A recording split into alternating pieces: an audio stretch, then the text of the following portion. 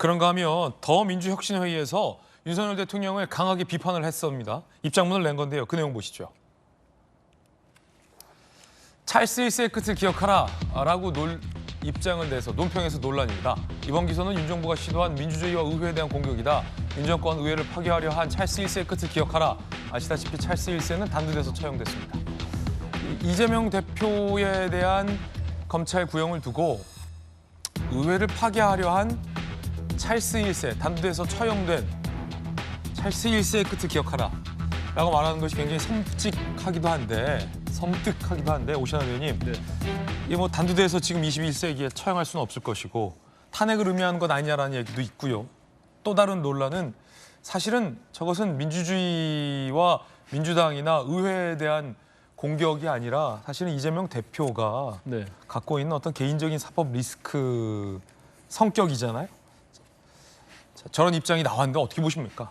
그러니까 이제 민주당 내부에서도 사실상 이재명 대표의 사법 리스크가 굉장히 중요한 문제로 대두될 수밖에 없는 것이죠. 그러니까 그동안에 검찰이 수사를 하거나 기소하는 과정 속에서 늘 저런 태도를 보여왔지만 지금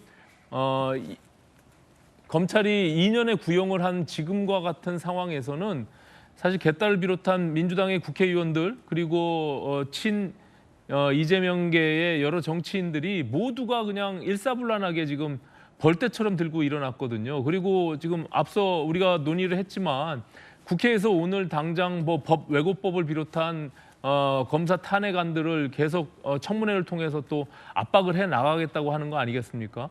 이제 그것이 결과적으로 저는 사법부 법원에 대한 협박과 압박으로 이어지고 있다 이렇게 보고 있습니다. 그렇기 때문에 저렇게 과한 표현들과 발언들이 과연 사법부의 판단에 좋은 영향력을 미칠 수 있을까? 그리고 국민들 또한 저것이 보복과 응징의 의미를 담고 있기 때문에 과연 얼마나 국민들이 동의할 수 있을까? 이런 측면에서 보면 저는 민주당이 저렇게 과한 태도로 반응하는 것은 이재명 대표의 사법 리스크에도 별 도움이 되지 않는다. 저는 이렇게 판단하고 있습니다. 예, 박성문 최고님. 뭐 이재명 대표와 가까운 이 친명 중에 친명 그룹에서는 굉장히 이제 격앙된 입장이 나왔어요. 단두대 처형 찰스 1세까지 나왔는데 한 대표가 조금 전 안달복달하지 마라라는 말과 함께 민주당이 조용히 이 대표의 재판 결과를 기다리고 재판 결과 나오면 불복하지 마라 이런 입장도 조금 전에 나왔는데 어떻게 보십니까? 재판 불복 얘기인데 혹시 1심 선고가 좀 유불리에 따라서 민주당이 취할 어떤 태도가 달라지냐와 관련된 얘기일 것 같기도 해요.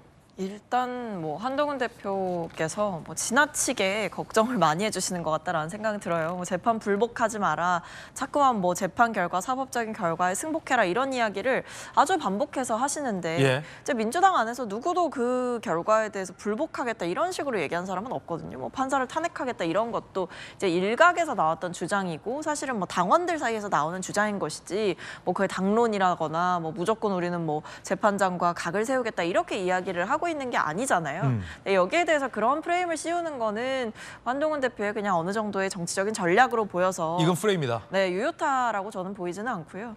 그리고 저는 그 말씀은 드리고 싶어요. 어쨌든 재판이라고 하는 게 뭐 재판의 결과를 존중해야 되는 거는 기본입니다만 1심의 결과만이 모든 것을 좌우하느냐 그렇지는 않잖아요. 1심도 있고 그다음에 1심의 결과에 만약에 만족스럽지 못한 경우에는 항소를 할 수도 있는 거고 마지막에 대법까지 갈 수도 있는 거고 아주 사실은 자주 있는 일이지 않습니까? 또 특히 정치권에서는 워낙 그런 일들이 많았고요. 이런 부분들에 대해서는 지켜보면 될 일이지 야당 대표의 어떤 재판이나 이런 사법적인 문제에 대해서 사실은 이제 뭐 어떤 검사가 아니시지 않습니까? 그러니까 집권 여당의 대표라고 한다면 이제 본인이 던져놨던 최상병 특검법에 대한 문제를 매듭짓는 거, 김건희 여사에 대한 불공정한 수사에 대해서 본인은 어떻게 생각하고 있는지, 더 나아가서는 의정 갈등을 해결해보겠다라고 나섰는데 그 부분에 대해서는 어떻게 매듭을 지을 예정인지 이런 생산적인 담론들에 대해서 조금 더 말씀을 해주시는 게 적절한 처사가 아닌가 싶습니다. 예, 첫 번째 얘기 전해드렸습니다.